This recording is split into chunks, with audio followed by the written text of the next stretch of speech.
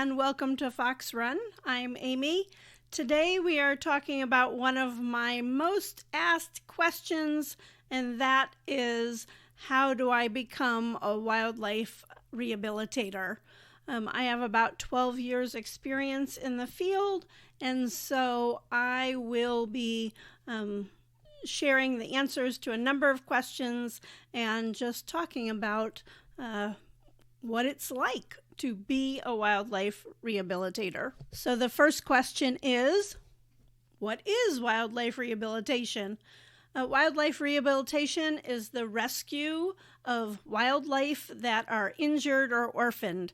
It is predominantly infants, neonates, young animals, occasionally facilities do adult animals or juveniles.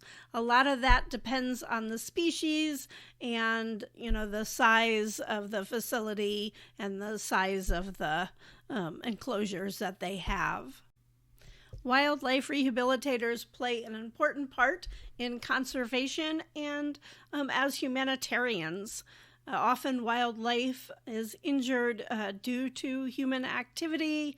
They may be hit by a car, run over by a baler or a mower, caught in traps. And so what a wildlife rehabilitator does is takes that injured or orphaned baby and provides them with food, provides them with medical treatment, and then raises them in such a way that they can be released into the wild to, live the life they were meant to live. So one of the questions I get a lot is, are they great pets? And the answer is no, they're not pets. They're wild animals, and rehabbers work really, really hard to keep them and help them be wild animals. And so kind of once they're through that, needing formula every 3 to 6 hours and they're starting to eat on their own, the wildlife rehabber works to distance themselves and works to help that animal gain their independence and gain skills so that they can live successfully out in the wild. Wildlife rehabilitators work closely with their veterinarians. Your veterinarian needs to be your best friend.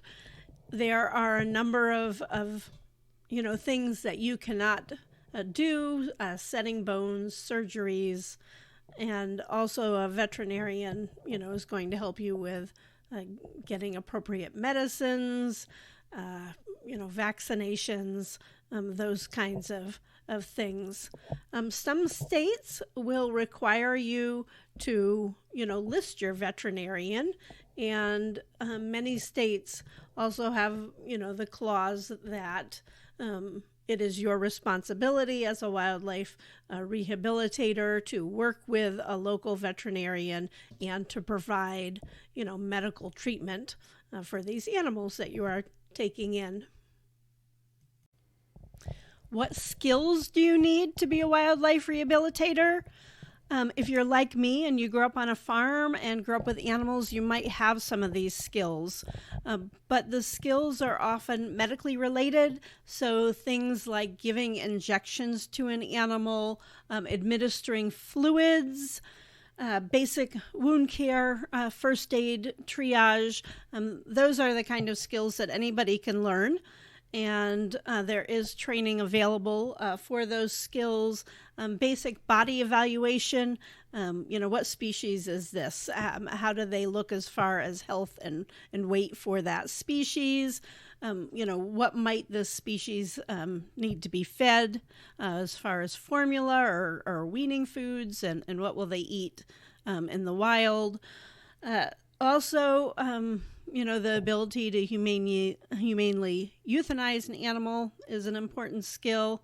And you also need skills such as, carpentry, building enclosures, people skills, good communication skills, so that you can talk to people who bring in animals or advise people who need advice on, whether to just leave the animal alone or to, bring it in for assistance.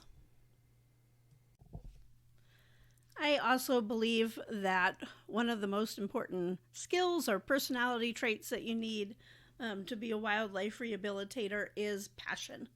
And so you do have to love animals, and you have to feel passionate about what you are doing, that you are doing something that's wonderful and important, and you're obviously making a humongous difference in the lives of every animal that you either take and release, or in truth, you're making a difference even if those animals are dying, and letting them die in a peaceful, humane way instead of kind of suffering through their death.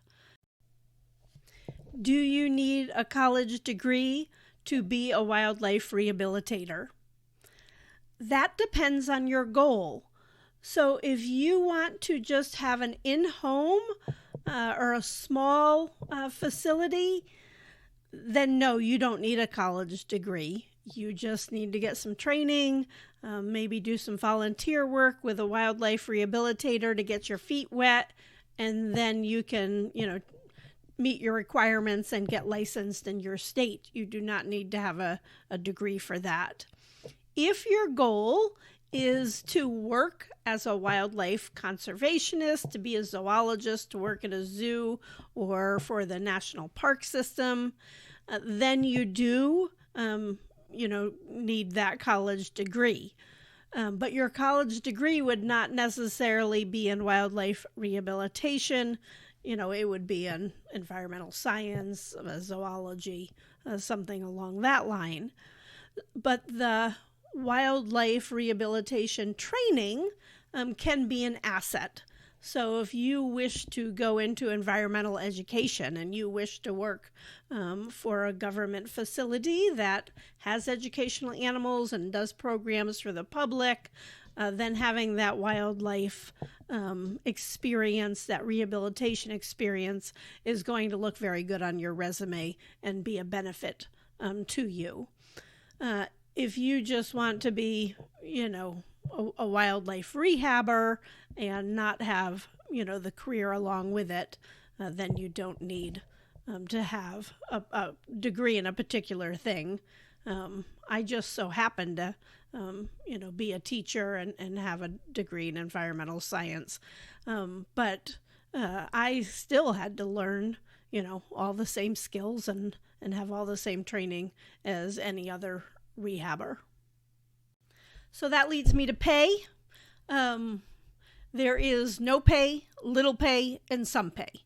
And so, as I said earlier, the majority of wildlife rehabilitators are volunteers. So when I had my center, for 10 years I had a wildlife center, and I never paid myself. In fact, much of my own money went into it.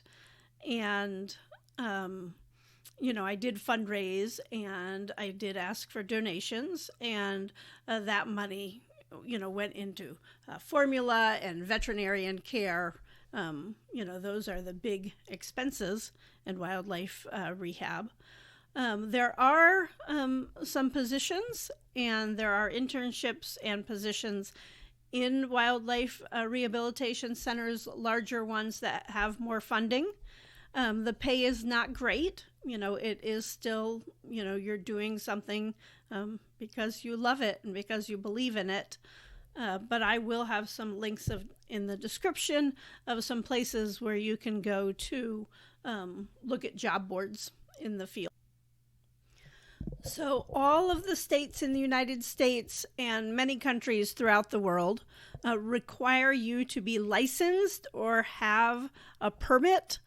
And so this is to show that you've gone through some training programs, and that, you have kind of, some states require you to, show your facilities. It does vary from state to state.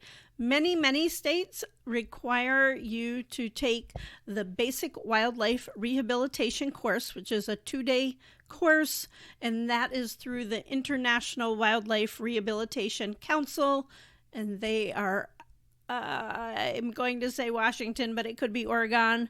They are on the West Coast, but they have classes all over the country throughout the year. In fact, they have classes all over the world. So it's important to go through the training and to dot your I's and cross your T's and get a professional license. I guess the key word is professional.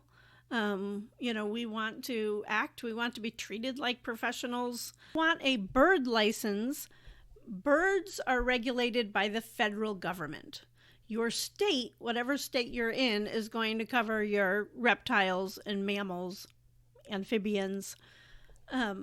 They do not cover birds. The birds is a federal government thing. So in addition to the steps that you take for your mammal and reptile, you have to do a little bit more to get your bird license. It does require more hours in the field.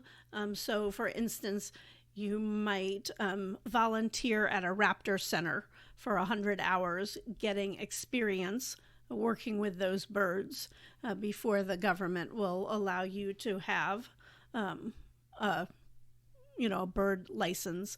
And that's because birds are migratory. We have several birds, such as bald eagles, that do come into rehabilitation centers that do have very specific laws, governing their care. And because we're America, and we do have a lot of regulations about things, there is also a licensure that you get if you want to have educational animals at your facility and people coming to you to see those animals, or you taking those animals, maybe into the community to a library or something. An educational animal has been injured to the point of they can't be returned to the wild. They're permanently disabled. Vision is a big thing. So basically, the ruling comes down to, can that animal, move and see to provide for its nutrition? Can it hunt? All right, some pros and cons of wildlife rehabilitation. We'll start with the cons, and so we can end with positive things. The cons are it's very long hours. So many infants need to have formula every 3 hours, round the clock, for the first at least week of their life, and then it kind of slowly gets wider in increments. But it's definitely you get up in the middle of the night and feed babies. I can't tell you how often I just slept in the barn because it was easier to get up and off the floor when the formula bell went off than to actually leave my warm bed and go out to the barn and heat up formula and things. So the hours are long. They are infants, and just like human infants, they can't really do much for themselves. There's a very physical aspect to it. Although as I say that, there is a mental, it can be quite stressful, emotionally stressful. Sometimes the animals just come in and die, and it's, has nothing to do with you. They were either dying when they got to you, or they've had capture myopathy, and they're wild animals, and sometimes they die suddenly, and it's emotionally difficult. So they are wildlife. They are not pets, and I can tell you personally, it is hard not to get attached. It is hard not to love them. I think that is kind of part of the job. We love them enough that we want a natural good life for them. Euthanasia is something you need to deal with. It is an option to take an animal to your vet, and I have done that. That can be expensive with the costs, but it is, often easier when you have that, professional take care of that. So speaking of rabies, animals do have zoonotic diseases. Those are diseases they can pass to you. You also need to be aware that there are things you can pass to them. So, having some medical training, medical awareness, professional development courses. International Wildlife offers an online course on zoonotic diseases that I took. I don't know. It's been a long time ago, but being aware of those, getting vaccinated. I have had the rabies vaccines, much like veterinarians and people that work, park rangers or wildlife conservationists often get the prophylactic rabies vaccine.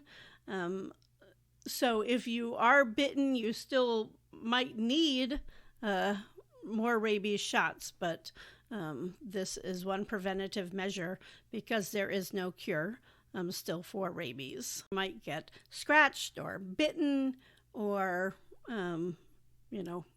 they're animals and they're in crisis, and sometimes they're just pretty damn mad. So, all right, one last con that's, I don't know, maybe kind of a con pro, but working with the public, educating the public, sometimes that's a con and sometimes that's a pro. But when you're doing wildlife rehabilitation, your phone rings nonstop. My answering voicemail on my phone says, text me. And I just, had to stop answering the phone because I was, so busy trying to get things done with animals. So pros to being a wildlife rehabilitator, it's extremely rewarding. There is nothing better than, watching an animal leave an enclosure and, become a free and wild animal. And on my farm, I did a lot of what's called slow release, where I would kind of just open the door of the cage, but keep feeding them, letting them go in and out. And, eventually they don't come back. And, but occasionally I would see, the raccoons or deer out in the woods when I was hiking. And, it was pretty rewarding to know they were out there and living their best lives. People ask me if there are support groups, and yes, there are some, and this kind of depends on your area, where you are in the country. We do have a National Wildlife Rehabilitation Council that does a big conference every winter, and they do it in a different state every year, so that's a really nice, it's a place where you can meet other people that, actually understand you, and, go to classes, and learning takes place. So that's really great. Some states have really good state organizations. And so it just kind of depends on your, locale and, what's available for you. And, your Fish and Wildlife Department might know, people in your area, because that's where Joe Public goes. When someone finds a baby animal, they often go to their state's Department of Fish and Wildlife or Department of Natural Resources, which often keeps online lists of people who are licensed wildlife rehabilitators. And so you can do that too. You can go and look and see who's in your area and talk to them also about specific, state requirements. Some states require that you do some volunteering, with either another rehabber.